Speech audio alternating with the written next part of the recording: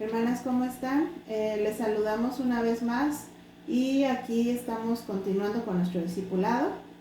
Vamos a seguir avanzando en el tema de la vida de iglesia, que como miembros que somos llamados a vivir, ¿no?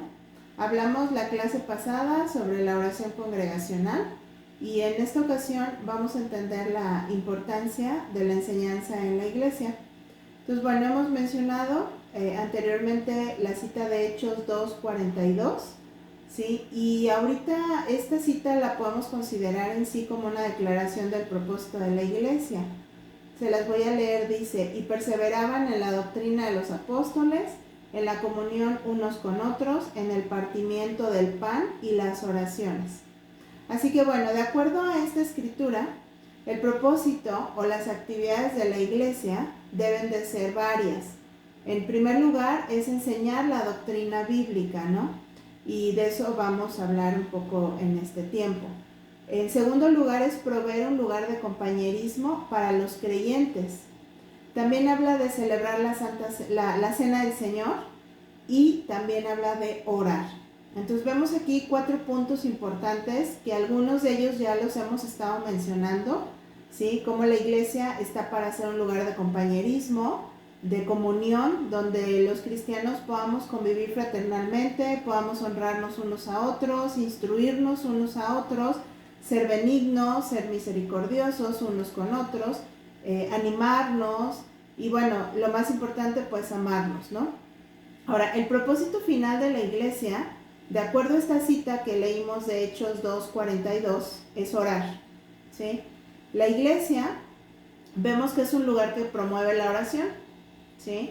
Enseña la oración, practica la oración, como vemos en Filipenses 4 del 6 al 7, que nos está animando a hacer esto, que dice: por nada estéis afanosos, sino sean conocidas vuestras peticiones delante de Dios en toda oración y ruego, con acción de gracias, y la paz de Dios, que sobrepasa todo entendimiento, guardará vuestros corazones y vuestros pensamientos en Cristo Jesús, ¿sí?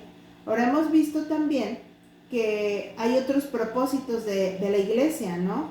Vemos por ejemplo en Santiago 1:27 que dice: la religión pura y sin mácula delante de Dios el Padre es esta: visitar a los huérfanos y a las viudas en sus tribulaciones y guardarse sin mancha del mundo. Entonces vemos aquí también que la iglesia está para ministrar a aquellos que están en necesidad, ¿sí? Esto no solamente es ir y compartir el evangelio, sino también somos llamados a proveer las necesidades físicas de nuestros hermanos como sea posible y como sea apropiado, ¿no? Ahora, la iglesia debe ser un lugar donde los creyentes puedan también celebrar la cena del Señor. Y este es uno de los puntos que menciona esta cita, ¿no? Y debemos estar recordando la muerte de Cristo, su sangre derramada por nosotros, ¿no? En 1 Corintios 11, del 23 al 26, ahí leemos todo lo que implica la cena del Señor. Ahora, el concepto de partir el pan, que nos habla en Hechos 2:42, también no solamente conlleva lo que es la cena del Señor, sino también la idea de comer juntos, ¿no? Porque entre hermanos, pues a veces lo hacemos, convivimos, comemos juntos, ¿no? Entonces, este es otro ejemplo del compañerismo promovido por la iglesia. Ahora, como iglesia nos reunimos periódicamente a celebrar la cena del Señor, ¿no? Y queremos detenernos un poquito en esta celebración porque es importante, ¿verdad? Que en nosotros quede sumamente entendido por qué es que celebramos la cena del Señor, ¿sí? Entonces, la cena del Señor es una experiencia que debería estremecer el alma de todo creyente por el profundo significado que representa, ¿sí? Primeramente vemos que en la antigua celebración de Pascua, en esa tarde de la muerte de Jesús, ¿verdad? Que Jesús fue el que instituyó una nueva y una significativa cena que celebramos hasta el día de hoy. Esta es una parte integral de la adoración cristiana, ¿sí? Acuérdense que todo lo que hacemos para agradar al Señor es una adoración, y parte de esta adoración es la cena del Señor. Esto nos hace recordar la muerte, la resurrección del Señor, nos hace mirar al futuro también, porque nosotros esperamos su regreso en gloria, y la cena nos recuerda ese regreso. Fíjense, en ese tiempo la Pascua era la festividad anual más sagrada de la religión judía. Conmemoraba la última plaga en Egipto, cuando los primogénitos de los egipcios murieron y los israelitas fueron perdonados por la sangre del cordero que fue rociada en los postes de sus puertas. Aquí las familias asaron un cordero, se lo comieron con pan sin levadura, pueden leerlo, todo esto en Éxodo 12. Y bueno, el mandato de Dios era que esta festividad fuera celebrada a través de todas las generaciones futuras, ¿sí? Entonces, durante toda esta celebración de la Pascua, cuando ya estaba Jesús con sus discípulos en esta última cena, entonces él tomó un pedazo de pan, dio gracias a Dios, mientras partía el pan y se los daba, él les dijo estas palabras que las vemos registradas en Mateo 26:30, que dice: tomad, comed, esto es mi cuerpo que por vosotros es partido. Asimismo, tomó también la copa después de haber cenado, les dio la copa y bebiendo ellos de ella, él les dijo: esta copa es el nuevo pacto en mi sangre, haced todas estas cosas, haced esto todas las veces que la bebiereis en memoria de mí. Y bueno, después vemos que él concluyó la fiesta cantando un himno, ¿sí? Eso lo vemos ahí en Mateo 26:30, y todos se fueron después en la noche al Monte de los Olivos, y ahí es cuando ya Judas traiciona a Jesús, como se había predicho. El día siguiente Jesús es crucificado. Entonces, los relatos de la cena del Señor, ustedes van a encontrar, hay varias citas, solamente se las voy a decir para que ustedes en casa las puedan leer. Es Mateo 26, del 26 al 29, Marcos del 14 del 17 al 25, Lucas 22 del 7 al 22 y Juan 13 del 21 al 30. Entonces, el apóstol Pablo escribió sobre la cena del Señor en 1 Corintios 11 del 23 al 29, también para que tengan esta cita. ¿Sí? Ahorita la vamos a leer, porque esta es una declaración que no se encuentra en los evangelios, y es una cita muy importante que debemos tomar en cuenta para entender lo que es la cena del Señor, que dice: de manera que cualquiera que comiere de este pan o bebiere de esta copa del Señor indignamente, será culpado del cuerpo y de la sangre del Señor. Por tanto, pruébese cada uno a sí mismo y coma así del pan y beba de la copa. Porque el que come y bebe indignamente, sin discernir el cuerpo del Señor, juicio come y bebe para sí. Ok, entonces aquí nos podremos preguntar qué significa esto de participar del partimiento del pan y de la copa de manera indigna, ¿sí? Y bueno, esta es una observación importante, porque puede significar varias situaciones. Puede significar, por ejemplo, el tomar con indiferencia el verdadero significado del pan, ¿sí? Y de la copa también, olvidando el tremendo precio que nuestro Señor Jesús pagó por nuestra salvación, ¿no? Eso es tomarlo de manera indigna. O puede también significar el permitir que la ceremonia se vuelva un ritual muerto, rutinario, ¿sí? Y nada más lo hacemos así como automático. Y puede también significar venir a la mesa con un pecado sin confesar. Entonces, por eso, hermanas, es que realmente para guardar esta instrucción de Pablo, es que cada uno de nosotras debemos de examinarnos a nosotras mismas antes de comer el pan y beber la copa, ¿sí? Y aquí es necesario que cada uno de nosotros nos acerquemos a participar de esta cena habiéndonos examinado, ¿sí? Porque esto debemos de estar conscientes, debemos de estar dispuestos a confesar cualquier pecado que pueda estar haciéndonos tomar la cena del Señor de forma indigna. Ahora, considerar también si estamos tomando la cena con indiferencia, ¿no? O de manera ritualista únicamente. Y esto, pues obviamente no le estamos dando la importancia y la reverencia correctas al recordar el sacrificio de Jesús, ¿no? Hay otra declaración que Pablo nos hace, que no está incluida tampoco en los evangelios, y está en 1 Corintios 11, 26 en relación a la cena, que dice: así pues, todas las veces que comiereis este pan y bebiereis esta copa, la muerte del Señor anunciáis hasta que Él venga. Entonces, esto establece un tiempo límite para esta ceremonia, ¿sí? O sea, ¿cuándo es que vamos a practicar los cristianos esta ceremonia de la Cena del Señor? Hasta que Él venga, ¿sí? De estas declaraciones que vemos, aprendemos cómo utilizó Jesús dos de los elementos más frágiles como símbolos de su cuerpo y de su sangre, ¿no? Los instituyó como un monumento de a su muerte, o sea, no un monumento así de mármol, de bronce, ¿no? Sino de pan y de jugo de uva. Por eso es que lo hacemos de esa manera. Él declaró que el pan simbolizaba su cuerpo, el cual sería partido, ningún hueso suyo iba a ser quebrado, pero su cuerpo sí iba a ser flagelado, ¿no? Al grado de no quedar siquiera reconocible. Eso lo vemos, por ejemplo, en Salmo 22 del 12 al 17, que dice: he sido derramado como aguas y todos mis huesos se desconyuntaron. Isaías 53 del 4 al 7, mas él herido fue por nuestras rebeliones, molido por nuestros pecados, el castigo de nuestra paz fue sobre él.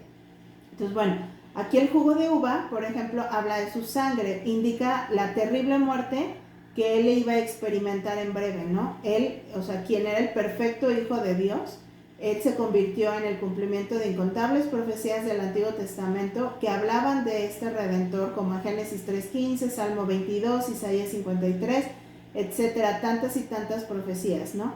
Y cuando él dijo: haced esto en memoria de mí, Jesús está indicando que esta era una ceremonia que tenía que ser practicada en el futuro, ¿sí? Teníamos que estarlo recordando constantemente. Y también indicaba que la Pascua, que requería la muerte de un cordero y señalaba al futuro la venida del Cordero de Dios, que quitaría el pecado del mundo, se cumplía en esta cena del Señor. Entonces, el nuevo pacto tomó su lugar cuando Cristo, que es el Cordero de la Pascua, precisamente, él fue sacrificado. Entonces, todo este sistema sacrificial ya no era necesario, ¿sí? La cena del Señor, la comunión cristiana, es un recuerdo de lo que Cristo hizo por nosotros y una celebración de lo que recibimos como resultado de su sacrificio. Entonces, bueno, aquí vemos que la cena del Señor es una hermosa imagen de todo lo que sucedió en la cruz. Es algo que debe de impactar nuestras vidas como creyentes.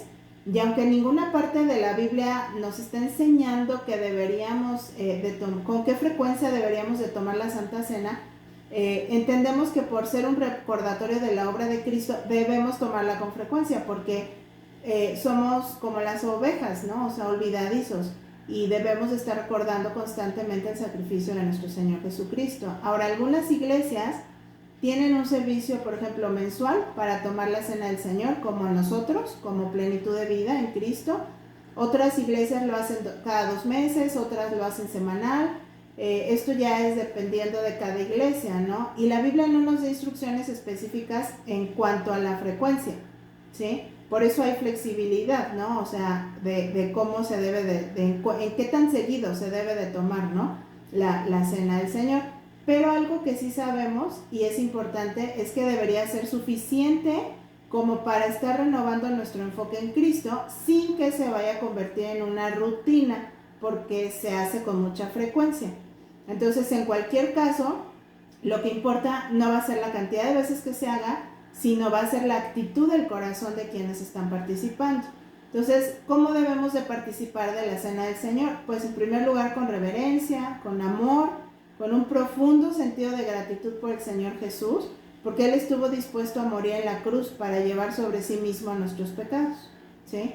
Tal vez nos podamos preguntar también quiénes son aquellos que podemos participar en la cena del Señor, y esta es una pregunta importante, ¿verdad? Aquí vemos una enseñanza bíblica sobre esto que se encuentra en 1 Corintios 11 del 17 al 34, que lo pueden leer todo. Y aquí está promoviendo la participación abierta para todos los creyentes, ¿sí? Entonces, todos aquellos que somos verdaderos creyentes en Dios mediante la fe en Jesucristo, que es su Hijo, somos entonces dignos de participar de la cena del Señor. ¿Por qué? Porque hemos aceptado la muerte de Cristo como pago de nuestros pecados. Vemos Efesios 1 del 6 al 7 que dice: en quien tenemos redención por su sangre, el perdón de pecados según las riquezas de su gracia. Entonces sabemos que en algunas iglesias la cena del Señor llega a ser una práctica abierta para todos, y en otras es exclusiva para algunos. Y esto va a depender también del punto de vista de cada iglesia, ¿no? Porque hay propósitos que cada iglesia tiene para la cena, ¿no? Y también depende de la autoridad de cada iglesia. Ahora, las iglesias que vemos que practican la cena para todos, ellos invitan a todos los creyentes que profesan su fe en Cristo a que se unan, ¿no?, a cumplir esta ordenanza. Hay iglesias que celebran la cena de forma exclusiva, solamente para algunos. Limitan la participación de la cena del Señor a algunos, solamente a los miembros, ¿sí?, de la iglesia local. Y tiene que ser, muchas veces se pone la norma de que tienen que ser miembros con un buen testimonio, ¿sí?, para que estén autorizados a participar.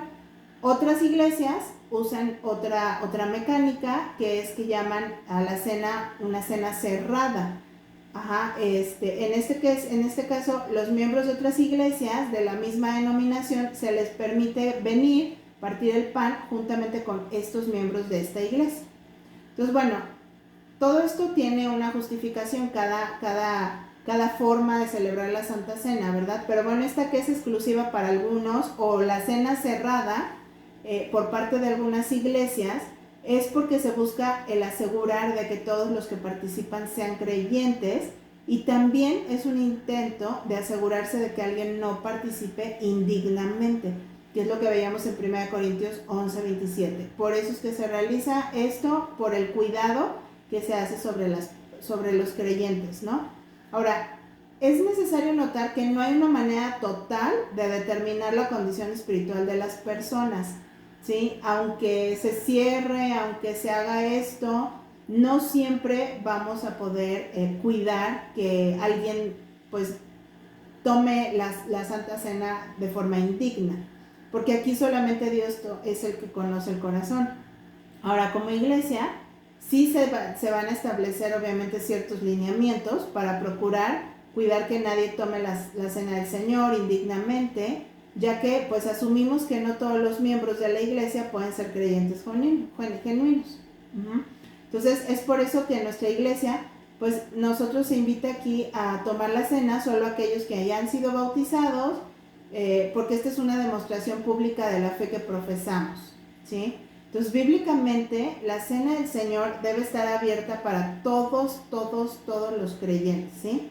Lo importante es que los creyentes que participamos estemos caminando en comunión con el Señor y con los demás, y que antes de participar de la cena del Señor, cada creyente podamos estar examinando personalmente nuestros motivos, ¿sí? Como vimos en 1 Corintios 11:28. También vimos en este pasaje al principio, hablando de que la iglesia está para orar, para celebrar la cena del Señor, pero también hablaba de que está para equipar a los creyentes en Cristo con las herramientas que cada uno necesita para vencer el pecado y para permanecer también libres de la contaminación del mundo. Esto se logra solamente por medio de la enseñanza bíblica y también del compañerismo cristiano. Entonces, bueno, aquí vemos que también la iglesia debe enseñar la doctrina bíblica a fin de que podamos ser arraigados en nuestra fe, ¿sí? Efesios 4:14 dice: para que ya no seamos niños fluctuantes llevados por doquiera de todo viento de doctrina por estratagemas de hombres que para engañar emplean con astucia las artimañas del error. Esta es realmente la labor que también se debe de llevar en una iglesia. Hay otra comisión que también es dada a la iglesia, que es también proclamar el evangelio para la salvación a través de Jesucristo. Por ejemplo, que vemos la gran comisión en Mateo 28:18-20 y en Hechos 1:8, ¿sí? La iglesia somos llamados a compartir fielmente el evangelio a través de su palabra y a través de los hechos, ¿sí? La iglesia está para ser un faro de luz en medio de toda la comunidad, está para guiar a la gente hacia nuestro Señor Jesucristo, ¿no? Entonces la iglesia está tanto para promover el evangelio como para también preparar a sus miembros a proclamarlo. Eso lo vemos en 1 Pedro 3:15. Y obviamente va a ser un tema que vamos a hablar un poco más adelante acerca de cómo vamos a prepararnos como iglesia para predicar estas buenas nuevas. Ahora, el aprender la palabra de Dios es algo primordial para la vida cristiana. Ya hablamos de la palabra, hablamos de su importancia, hablamos de cómo llevar nuestros tiempos de estudio, de lectura, ¿sí? Y entendimos también que de la palabra es de que emana todo lo que necesitamos para vivir en nuestra vida personal y en la iglesia. Pero no solamente Dios está llamando a la iglesia a aprender la palabra, sino también a enseñarla, ¿sí? Los creyentes vamos creciendo a medida que vamos conociendo la palabra, ¿sí? Así como los padres de un niño pequeño tienen el deber de alimentarlo, de vestirlo, de velar por su cuidado, de darle una formación, pues así también la iglesia, ¿no? Debe de proveer ese alimento y esa formación para cada congregante. Debe de entrenarnos para que podamos ser obreros dentro de la iglesia y buscar también potenciar las habilidades de cada creyente de acuerdo a los dones que Dios les dio, ¿verdad? Sea un nuevo congregante o que ya sea una persona que lleve ya mucho tiempo caminando con el Señor. Ahora, la Biblia es la única guía dada por Dios para instruirnos y aprender valores, los cuales nos van a edificar como personas y nos van a hacer crecer, ¿no?, dentro de la congregación. Vemos esta cita de 2 de Timoteo 3 del 16 al 17, que es muy conocida y nos explica básicamente todo lo que la palabra produce, ¿no?, en nuestras vidas. Toda la escritura es inspirada por Dios y útil para enseñar, para redarguir, para corregir, para instruir en justicia, a fin de que el hombre de Dios sea perfecto y enteramente preparado para toda buena obra. Por eso es que nuestra iglesia, pues en primer lugar se caracteriza por ser una iglesia en la que existe la enseñanza, ¿sí? Se enseña la palabra a través de la predicación cada domingo, se llevan a cabo cursos acerca de temas bíblicos, se enseña a los niños, a los adolescentes, a los jóvenes, a las mujeres, a los varones, a los matrimonios, a los padres, a los servidores, ¿sí?, etcétera. Todo esto es con la finalidad de dar crecimiento a cada creyente, de producir un fruto de madurez en sus vidas. Y bueno, aquí también nuestra iglesia tiene la bendición de tener pues la escuela bíblica básica, ¿sí?, donde podemos ir aprendiendo temas sobre la vida cristiana, se dan cursos. También tenemos en nuestra iglesia el seminario bíblico, que es una gran bendición porque ahí aprendemos teología, que es algo que va aportando un gran crecimiento a nuestras vidas como creyentes. Ahora, hermanas, toda esta labor de poder brindar toda esta enseñanza es algo que se hace con muchísima dedicación, ¿sí? No solo se busca dar una enseñanza por tener que hacerlo, sino que nuestro pastor siempre ha sido muy cuidadoso de observar que la enseñanza sea veraz, ¿sí? Por eso la importancia que se le ha dado a la predicación expositiva y a la sana doctrina en nuestra iglesia, ¿sí? Se ha buscado dar una enseñanza bien preparada. Cada persona que está autorizada para enseñar ha sido guiada, ha sido capacitada para hacerlo bajo el temor y la dependencia del Señor, porque sabemos que la enseñanza no puede ser tomada como algo sin valor. Al contrario, ¿verdad? Entendemos que la palabra debe ser enseñada con fidelidad y con mucho temor hacia el Señor. Entonces, hermanas, preguntamos, ¿no?, esto porque realmente tenemos que meditar y tenemos que examinar si nosotros hemos considerado el tiempo que invierte el pastor y los hermanos en enseñar, en preparar diligentemente cada enseñanza que exponen, ¿sí? Si hemos considerado el estudio que conlleva, por ejemplo, un solo pasaje bíblico a profundidad y todo lo que ha sido necesario que ellos desarrollen en su propia vida para poder exponerlo fielmente. O sea, han tenido que desarrollar capacidades, han tenido que aprender. Hemos observado el respeto con el que los hermanos predican y enseñan la palabra, que ellos llegan temprano, se preparan, hasta físicamente, ¿no?, para llegar presentables. ¿Por qué? Porque tienen un respeto hacia la palabra, ¿sí? Nos hemos preguntado el esfuerzo que conlleva la predicación expositiva, por ejemplo, ¿sí? Y bueno, vamos a entender, porque aquí tenemos que entender primeramente y obviamente valorar, aprovechar cada momento que el Señor nos está exponiendo a su enseñanza. Y debemos entender un poco por qué es tan valiosa la predicación expositiva. Bueno, debido a que los corazones son transformados cuando la gente es confrontada con la palabra de Dios, los predicadores expositivos están comprometidos a decir lo que Dios dice.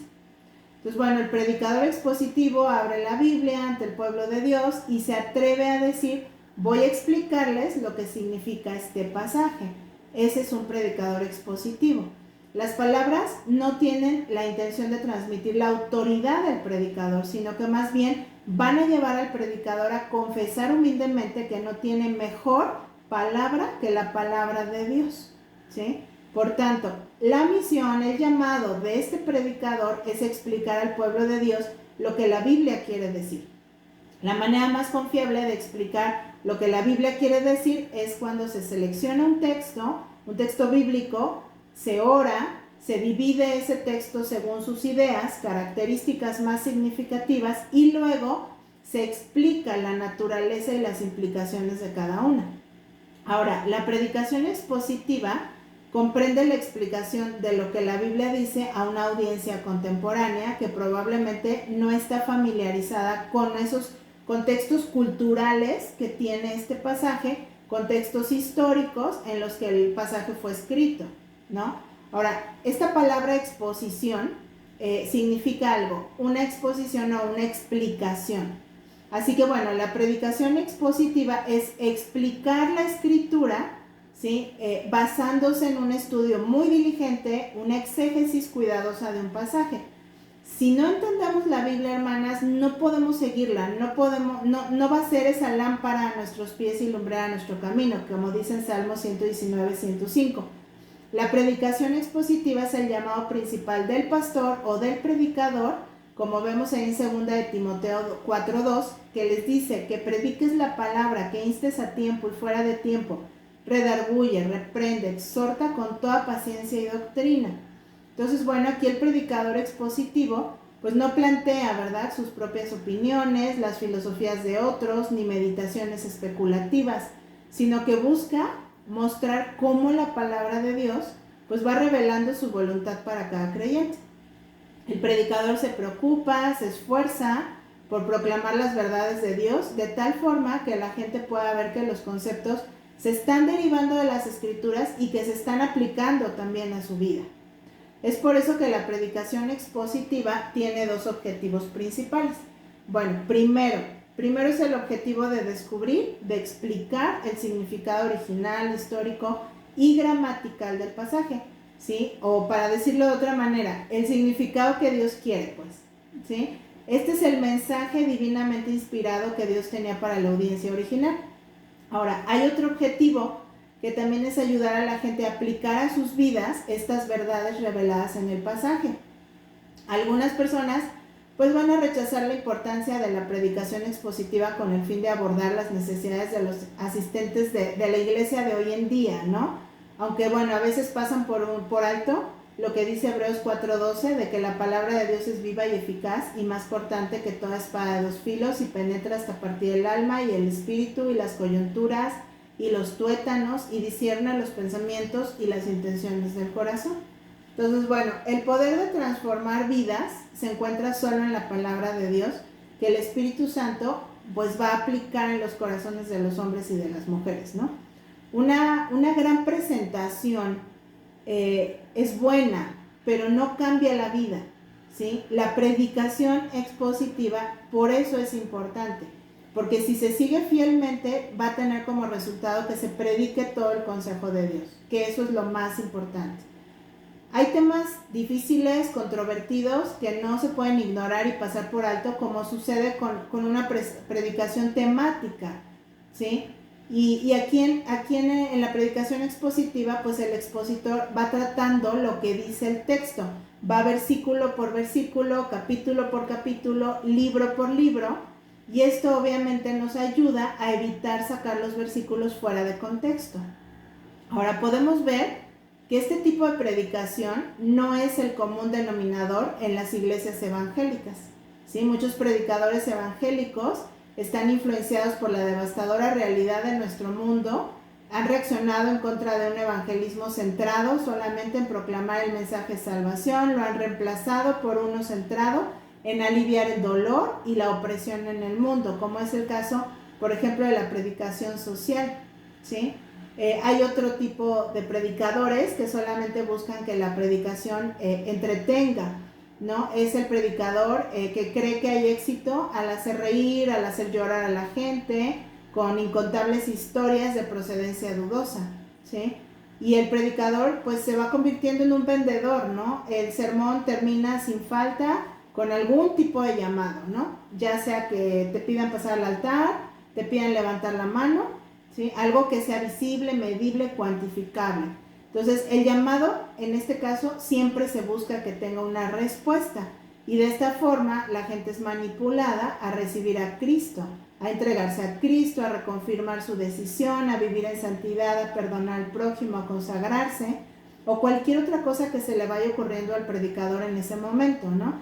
Porque todo es al son de pecador, ven a Cristo Jesús. Pero es triste saber que en este tipo de predicación no está el Espíritu. ¿Sí? Es más bien que está el carisma del predicador lo que está produciendo sus aparentes resultados.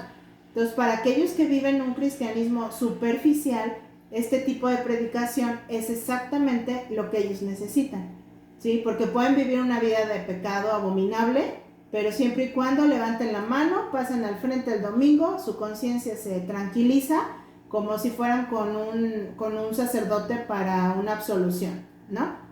Entonces, es muy importante que como creyentes genuinos podamos recordar que el poder de transformación no está en la retórica, ¿sí? Aunque es bueno tener una excelente técnica al hablar, ¿sí? Tampoco está en los resultados cuantificables, sino en la correcta exposición de la palabra de Dios. Si nosotros queremos que el reino se expanda, hermanas, y los creyentes crezcan, pues va a ser a través de una predicación sólida y una predicación bíblica. Ahora, hay otras ocasiones en que no es que una predicación no busque ser expositiva, sino que es una predicación mala.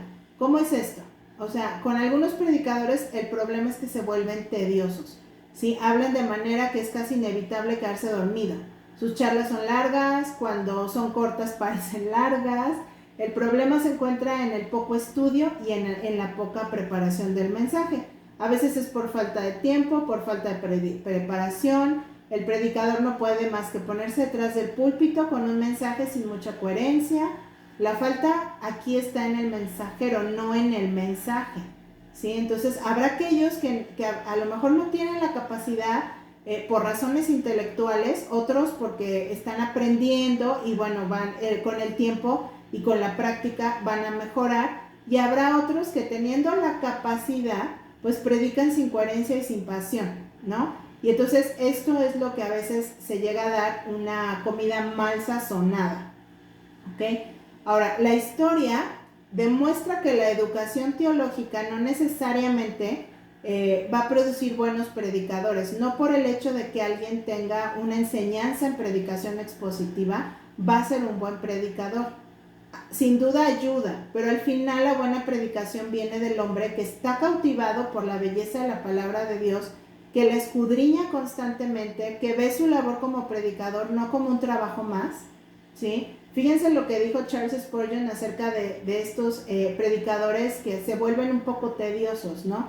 Dice, hay algunos hermanos cuya oratoria es intolerable. Nada puede quitarle a sus discursos el poder para hacer a una persona dormir. No hay ser humano a menos que tenga el don de la paciencia infinita que pueda escucharlos por mucho tiempo, y la naturaleza les hace un bien al mandarlos a dormir. Si algunos hombres fueran sentenciados a escuchar sus propios sermones, sería un juicio justo sobre ellos y pronto gritarían como Caín, grande es mi castigo para ser soportado. Entonces, bueno, hermanas, aquí vemos cómo nuestra iglesia se ha tenido el cuidado de dar esta enseñanza fiel a la palabra, cómo se ha tomado el tiempo de enseñar a hermanos que puedan predicar, enseñar, y se ha cuidado también que la palabra sea enseñada sin caer en todo lo que acabamos de mencionar, ¿no? Aun cuando esto implica que a algunos hermanos pues no se les va a permitir predicar o enseñar, o probablemente se les va a pedir ser más capacitados, ¿no? Entonces, como iglesia necesitamos ser anhelantes de la palabra, leerla, estudiarla, también enseñarla y también proclamarla, obviamente, con veracidad, con exactitud y con pasión. Ahora, en nuestra iglesia tenemos esta bendición, hermanos, hermanas. Es por eso que necesitamos mostrarnos agradecidas con Dios, porque Él nos provee este tipo de enseñanza para nosotros, ¿sí? Y como podemos mostrar que valoramos esta palabra, pues vamos a ver algunos puntos, ¿sí? Para ver cómo realmente nosotros podemos ser congregantes, ser miembros que estemos aprovechando la enseñanza que se nos está dando y que la estemos valorando también. Entonces, en primer lugar, es muy importante que oremos por los predicadores y por los maestros de la iglesia, ¿sí? antes del domingo debemos de pasar tiempo orando por ellos, ¿sí? Orar por nuestro pastor mientras él prepara su sermón, ¿sí? Para que él pueda predicar ese evangelio de manera clara, convincente. Entendamos que nuestro pastor y los hermanos que se ocupan en enseñar conocen bien la carga de dividir correctamente la palabra de verdad y van a valorar la oración de cualquier creyente. Además, bueno, hay que orar por uno mismo, porque pues que tengamos oídos que escuchen, que el Espíritu Santo nos ayude a evaluar el sermón, ¿sí? Orar también para que toda la congregación responda en fe, en obediencia, ¿no? Entonces, en segundo lugar, hay que mantenernos atentos al mensaje durante el sermón. Miren, todo sermón implica más que si me gustó o que si no me gustó, que si me aburrí o no me aburrí, ¿sí? Todo se reduce al hecho de que si entendimos los puntos principales del pasaje predicado, ¿sí? No importa si el predicador fue elocuente, atractivo, humorístico, ¿sí? Perdemos totalmente el punto si no nos enfocamos en comprender el mensaje. Entonces, mientras escuchamos, hay que identificar los puntos principales, hay que considerar la aplicación para nuestra vida, con qué me voy, con qué me salgo, qué tengo que hacer de acuerdo a lo que acabo de aprender.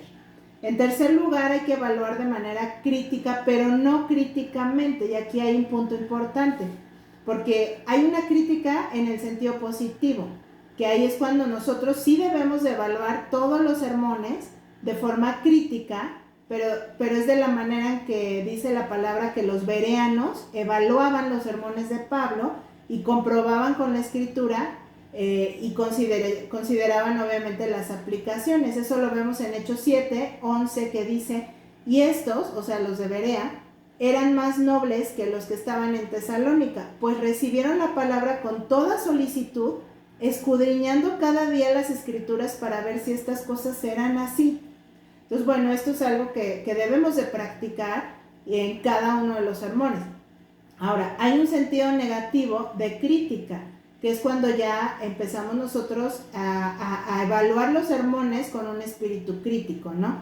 En nuestro esfuerzo por examinar el contenido del mensaje, tenemos que ser también cuidadosos de no caer en derribar al mensajero, porque muchas veces ponemos nuestra mirada en las debilidades y en las deficiencias que tiene el predicador, ¿sí? Y no hay necesidad de sacar aparte pues lo que es la gramática de él o sus hábitos nerviosos que probablemente tiene todavía y lo sigue trabajando.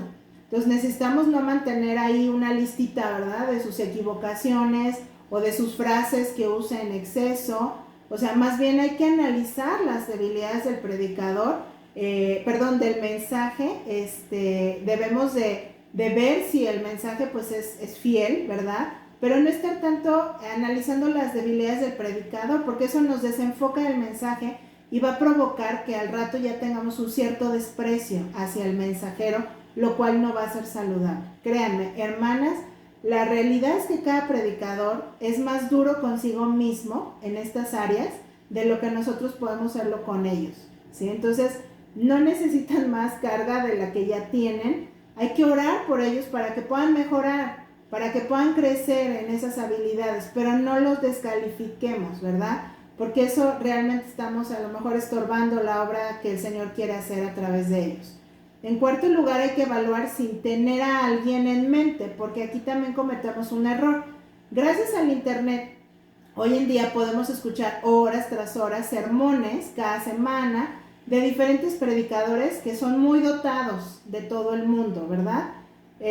Ciertamente sí, hay beneficios personales, espirituales en escuchar los sermones de otros pastores, pero al mismo tiempo hay que cuidar de no estar permitiendo que este acceso nos lleve a hacer comparaciones no saludables entre los sermones de nuestro pastor y de los predicadores de nuestra iglesia y aquellos predicadores prominentes del internet, ¿sí? Porque Dios le ha dado a nuestro pastor un rebaño particular para que él pastoree y no le dio a esos otros pastores este rebaño, ¿sí?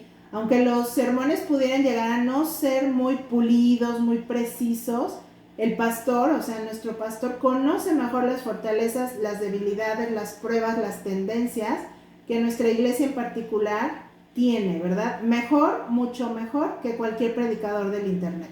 Entonces Dios ha colocado de manera única esta predicación dentro de nuestra iglesia para aplicar la escritura a la vida de nuestra iglesia.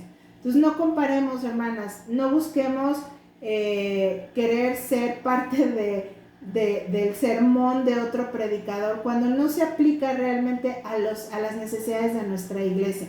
Tomemos lo bueno, no es malo escucharlo, pero no hacer comparaciones. Ok, en quinto lugar, hay que buscar motivar, ¿sí? Porque mientras escuchamos el sermón, podemos estar buscando esos aspectos positivos del sermón, ¿no? Y las verdades que Dios nos enseña a través de él.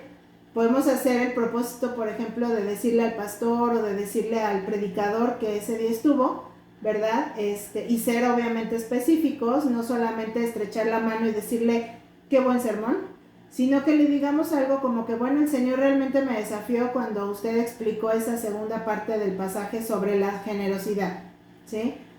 Esto a la larga va a traer obviamente una retroalimentación muy buena, muy útil, y esto va a ayudar a nuestros hermanos a que sean mejores predicadores, lo cual va a contribuir obviamente a nuestro crecimiento espiritual y va a edificar la iglesia para la gloria de Cristo. Y bueno, les dejamos estos puntos, son muy muy importantes para que podamos nosotros valorar, ¿verdad?, esta predicación y esta enseñanza que se recibe dentro de la iglesia con tanto amor y dedicación. Entonces contribuyamos, hermanas, a valorar esta enseñanza, ¿sí? Valoremos todo el esfuerzo que cada hermano le pone a todo lo que implica esta predicación, a la enseñanza. Hay que valorar sus horas de estudio, de preparación. Hay que recibir esta palabra con respeto, disponer nuestro corazón cada vez que nos sentamos a escuchar un sermón, poner toda nuestra atención. Hay que hacer anotaciones, no seamos esas personas que estemos distrayendo la atención a la palabra de otros hermanos, ¿verdad? Porque andamos hablando durante los sermones o ahí estamos levantándonos muchas veces al baño, ¿no?, a otros lugares. Entonces hay que asistir a los cursos, a las clases, hay que escuchar esas enseñanzas que recibimos también en línea, ¿no?, que también le costaron trabajo a un hermano, ¿verdad? Hay que valorar lo que Dios nos ha dado, y a los hermanos también hay que valorar aquellos predicadores que Dios está levantando para traernos esta enseñanza a la iglesia, ¿sí? Así que bueno, con todo lo que hemos dicho, entendemos cuál es el propósito de la iglesia, ¿no? Y Pablo da una excelente ilustración de esto en 1 Corintios 12, del 12 al 27, ¿no? Que en general habla de que la iglesia es el cuerpo de Dios, nosotros somos sus manos, su boca, sus pies en este mundo. Estamos para hacer las cosas que Jesucristo haría si Él estuviera aquí físicamente en el mundo. Entonces, la iglesia está para ser cristiana, es decir, como Cristo, y para ser seguidores de Cristo. Entonces, bueno, pensemos que todo lo que se hace en nuestra iglesia tiene un objetivo, lo hacemos porque el Señor lo manda, y pues nosotros debemos de seguir en este propósito de honrar al Señor con esta vida de iglesia que estamos aprendiendo, ¿sí? Dios va a ser glorificado en ello. Entonces, bueno, hermanas, les dejamos preguntas nuevamente para que puedan comentar con su discipulado. Dice, he comprendido el por qué celebramos la cena del Señor. Entiendo lo que significa tomar la cena indignamente. Creo haberlo hecho de esa manera alguna vez, o sea, tomarla con indiferencia, olvidando el precio que el Señor pagó por mi salvación. Hacerlo de manera ritualista o venir con un pecado sin confesar. Tomo el tiempo de examinarme a mí mismo antes de tomar la cena. Comprendo por qué nuestra iglesia celebra la cena de la manera que lo hace. Cómo es mi participación de la enseñanza en la iglesia. Tomo los cursos, clases, el seminario bíblico, otras enseñanzas de la iglesia cuando tengo la oportunidad de hacerlo. Valoro la dedicación de mi iglesia al ofrecer enseñanza constante y variada. Creo que valoro y aprovecho los tiempos en que soy expuesto a la enseñanza. Comprendo lo que es la predicación expositiva. Oro por los predicadores y maestros de la iglesia. Me mantengo atento al mensaje durante los sermones. Evalúo de manera crítica, pero no críticamente, el sermón y el predicador. Evalúo sin tener a alguien en mente, o sea, comparando con otros predicadores. Busco aspectos positivos del sermón y se los menciono al predicador. Y bueno, tenemos un gran reto. como cada video que hemos enviado, ¿verdad? Creo que todo esto va transformando nuestras vidas y va haciéndonos ser creyentes que vivamos una vida de iglesia que verdaderamente edifica, ¿no?, al cuerpo de Cristo. Entonces, bueno, pues vamos a poner esto en manos de Dios y terminar con una oración. Padre, gracias te damos, Señor, porque tú eres quien nos está mostrando, Señor, cada una de las partes que como iglesia, Señor, necesitamos vivir. Queremos poner en tus manos, Señor, cada una de estas situaciones que hemos aprendido de cómo debemos de orar como iglesia, tener comunión. Y ahora, Señor, que hemos entendido también el celebrar la cena tuya juntos, en armonía, con un corazón humilde y dispuesto a confesar cualquier pecado, Señor.